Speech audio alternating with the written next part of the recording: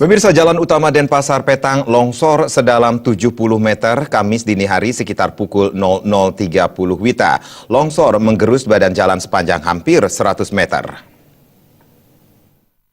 Terkait dengan retaknya seluruh badan jalan, Camat Petang Igusti Putu Aryawan mengatakan, longsor kali ini adalah longsor susulan dari 2 kali longsor yang terjadi sebelumnya. Longsor pertama terjadi pada Selasa 8 November lalu, hanya berjarak sekitar 2 meter dari badan jalan. Longsor kedua memang belum kena badan jalan, namun sudah retak. Camat mengatakan kali ini longsor ketiga dan menggerus badan jalan sepanjang 80-100 meter dengan kedalaman 70 meter. Akibat peristiwa ini, arus lalu lintas ditutup total. Dinas Perhubungan Badung telah memberikan alternatif jalan yang bisa dilalui.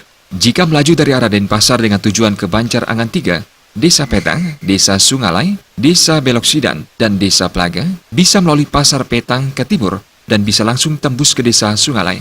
Sedangkan alternatif kedua dapat melewati Desa Datkerte menuju Munduk Damping, Puncak Tedung, Sungalai. kami sampai sore, sampai malam juga di lapangan, terkait dengan retaknya seluruh badan jalan, kami sudah melaksanakan suatu koordinasi untuk melaksanakan penutupan jalan.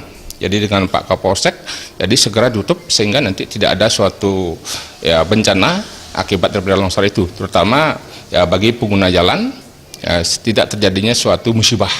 Ya, hari ini terjadi tepatnya jam 12 malam. Jam 12 malam kemarin betul terjadi. Jadi habis badan jalannya terkait dengan longsor.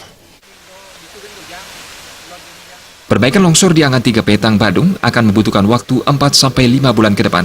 Perbaikannya melibatkan Pemprov Bali dan Pemkab Badung.